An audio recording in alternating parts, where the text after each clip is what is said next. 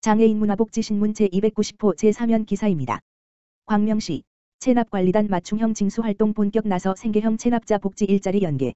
광명시 체납관리단이 1일 발대식을 시작으로 본격 맞춤형 징수활동에 나섰다. 이날 광명시민방위교육장에서 개최된 발대식에는 박승원 광명시장, 조사원 47명 등이 참석했다.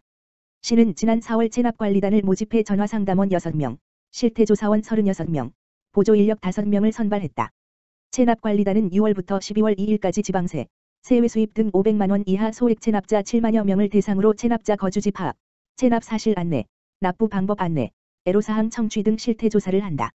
이를 위해 시는 1일부터 4일까지 지방세 세외 수입 관계 법령, 체납자 실태조사 실무, 일자리 복지연계 실무, 현장 실습, 코로나19 방역 수칙 등을 내용으로 체납관리단 직무교육을 실시할 예정이다.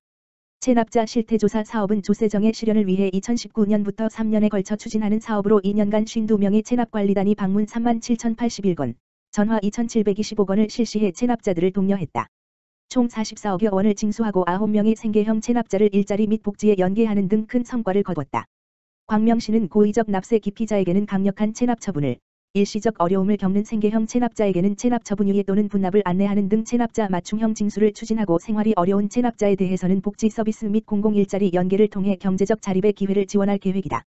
박승원 광명시장은 성실히 세금을 납부하는 시민이 피해를 입지 않도록 공정한 세금 징수에 최선을 다하겠다며 경제적 어려움, 개인 사정으로 세금을 납부하지 못하는 복지 사각지대에 처해 있는 시민이 있는지 잘 살펴주시길 바란다고 체납관리단에게 당부했다. 광명시 인재육성재단 광명시 대학생 150명에게 희망장학금 지급. 광명시 인재육성재단 이사장 박승원 은 코로나로 어려움을 겪고 있는 광명시 거주 대학생들에게 희망장학금을 지급했다고 3일 밝혔다. 희망장학금 지급 대상은 광명시에 3년 이상 거주하고 있는 시민으로 성적과 가정 형편 등의 서류 심사 후 면접을 통해 최종 150명을 선정하고 1인당 50만 원을 지급했다. 광명시 인재육성재단은 1999년 설립된 이래 지역인재를 양성하고 광명시 청소년의 꿈과 비전을 응원하기 위해 고등학생과 대학생을 대상으로 매년 희망장학금을 지급하고 있으며 2021년 고교 무상교육이 전면 시행됨에 따라 올해부터는 수혜 대상을 대학생으로 한정하고 장학금을 지급하고 있다. 광명시 인재육성재단의 이사장인 박승원 광명시장은 대학을 다니는 광명시 청년들이 코로나19 상황으로 힘든 상황에서 학업을 이어나가고 있는 것에 안타까움을 전하여 지금은 어려운 상황이라 할지라도 희망을 잃지 말고 미래를 위해 정진한다면 반드시 멋진 미래가 펼쳐질 것이라며 광명시는 청년들이 꿈을 이루는 데 도움이 되도록 최선을 다하겠다고 말했다. 한편 광명시 인재육성재단은 코로나19 예방을 위해 장학증서 수여식은 생략했으며 선발 결과 등 자세한 내용은 광명시청 누리집 http://www.gm.co.kr 공지사항에서 확인하거나 광명시 인재육성재단 지역번호 02-6273-8102로 문의하면 된다. 광명시 사회복지시설 종사자 인권 양상을 위한 기초조사 실시. 광명시민인권센터 센터장 이성덕은 6월 한 달간 광명시 사회복지시설 종사자를 대상으로 인권 실태조사를 한다고 이를 밝혔다. 조사는 광명시 인권보장 및 증진에 관한 조례와 광명시 사회복지사 등의 처우 및 지위 향상에 관한 조례를 근거로 진행되며 광명시 관내 51개 기관 460여 명의 종사자를 대상으로 한다. 이번 설문조사를 통해 사회복지 종사자들의 인권에 대한 시각과 현재 근무지 조직 내에서의 인권 침해 사례나 경험을 파악하고 전문가의 분석이 완료되면 이를 근거로 토론회를 통해 현황을 보고할 계획이다. 또한 분석 결과를 바탕으로 각 기관의 종사자 대상별, 직급별 맞춤형 인권교육을 진행할 계획이다.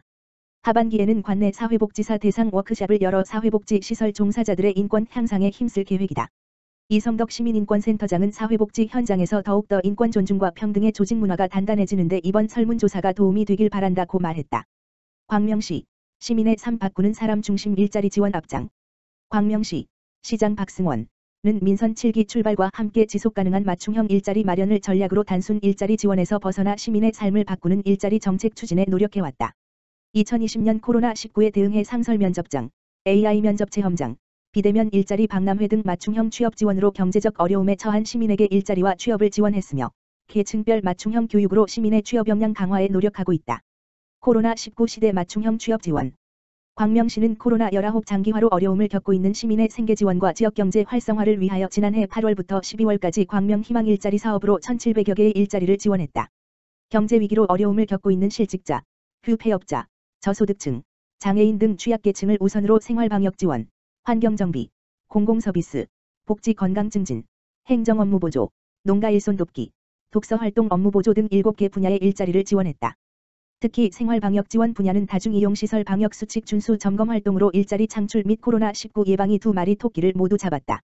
광명시는 AI 면접이 코로나19에 따른 최신 면접 트렌드로 자리 잡아감에 따라 AI 면접이 생소한 구직자들의 취업 준비에 도움을 주고자 2020년 10월 광명 일자리센터에 AI 면접 체험관을 설치했다. AI 면접 체험장은 AI 면접 프로그램, 화상 카메라, 컴퓨터 등을 갖추고 기업이 실제 사용하는 채용 프로그램을 통한 모의 면접을 통해 실전 감각을 기를 수 있도록 도움을 주고 있다. AI 면접 체험관은 광명시 구직자라면 누구나 매주 화요일에서 금요일까지 오전 10시부터 오후 5시까지 무료로 이용할 수 있다. 광명시는 시청 종합민원실 광명일자리센터와 여성비전센터에 상설 화상면접장을 설치하여 화상면접 서비스를 제공하고 있으며 2020년 이후 지금까지 89명이 면접을 보고 이 중 18명이 취업에 성공했다. 또한 매년 개최했던 일자리 박람회를 온라인으로 열어 총 3회 동안 88개 기업체, 시민 704명이 참가해 89명이 취업에 성공했다. 사회안전망 강화. 광명시는 코로나19 상황에 따른 경제구조 개편 등으로 불확실성의 시대의 실업불안 해소, 소득격차 완화, 고용사회안전망 사각지대 해소에 노력하고 있다. 시는 시 소속 출자 출연기관 사무위탁기관 노동자에게 생활임금, 시급 1만 150원, 적용, 필수노동자 및 감정노동자를 위한 조례 제정, 이동노동자 쉼터 조성 등으로 노동자 지원에 앞장서고 있다. 또한 무료 우리 노무사 상담소를 운영하고 직장인 콘서트를 개최해 근로조건이 열악한 취약노동자 지원에도 힘쓰고 있다. 이외에도 시청 종합민원실 일자리센터와 동행정복지센터 14곳, 고용복지센터에 상담사를 배치해 구인 구직 상담 서비스를 상시 지원하고 현장 이동 상담 창구 운영, 특성화고 찾아가는 취업 상담 등을 통해 시민의 적성에 맞는 취업 지원에 최선을 다하고 있다. 박승원 광명시장 꼭 필요한 좋은 일자리 확대에 노력하고 있다. 광명시는 KTX 역세권 지식산업센터, 광명문화복합단지, 광명시 흥테크노밸리 등 대규모 개발로 일자리가 많이 늘어날 것이다. 양질의 민간 일자리를 확보하고 미래형 인재를 양성하고 다양한 취업 지원과 교육 프로그램으로 시민의 취업을 돕겠다고 말했다. 광주시 사회복지협의회, 좋은 이웃들 발대식 개최. 광주시 사회복지협의회는 지난달 27일 광주농협 2층 회의실에서 복지소외계층 발굴 및 민간연계 지원 사업인 좋은 이웃들 사업 발대식 및 봉사자 교육을 개최했다. 이번 발대식에는 정순애 광주시 사회복지협의 회장 및 이선열 읍면동지역사회보장협의체 네트워크 부위원장, 박수헌 광주농협 조합장, 농협 햇살봉사단 위원 등이 참석했다. 좋은 이웃들 사업은 사회복지사업법 제33조 제1항 3호의 규정에 따라 사회복지협의회가 지역 네트워크를 구성하고 지역사회의 자원봉사자를 활용해 복지소외계층을 발굴하고 민관지원 및 민간자원 연계를 통해 어려운 이웃들을 최대 50만원, 현물, 내에서 돕는 사업이다. 신동헌 시장은 소외된 이웃을 위해 마음을 한 곳에 모아 좋은 이웃들 사업에 참여해 주셔서 감사하다며 시의 복지지원 체계가 한층 더 총총해질 수 있도록 활발한 활동을 부탁드린다고 말했다. 한편 발대식 영상은 유튜브 광주시 사회복지협의회 채널에서 실시간으로 방송했다. 광주시 신동헌 시장, 황성규 국토부 제2 차관 면담. 신동헌 광주시장은 소병훈 국회의원, 백군기 용인시장과 함께 황성규 국토교통부 제2 차관을 만나 경강선 연장 사업이 제4차 국가철도망 구축계획의 신규 사업으로 반영될 수 있도록 해달라고 강력히 요청했다. 이번 3일 황성규 차관과의 면담에서 신동헌 광주시장은 소병훈 국회의원, 백군기 용인시장과 함께 철도교통 소외지역으로 교통지옥인 광주시의 광남 오포지역과 용인시의 동남부 지역의 교통난 해소를 위해 경강선 연장은 반드시 추진되어야 한다며 적극 건의했다. 이와 같은 건의 내용에 대해 황성규 차관은 경기도 동부권 발전의 중요성을 인식하고 이 지역 발전에 경강선 연장 사업이 필요하다는 점에 대해 공감하였다. 특히 신동헌 시장은 광주시는 특별한 지역이다.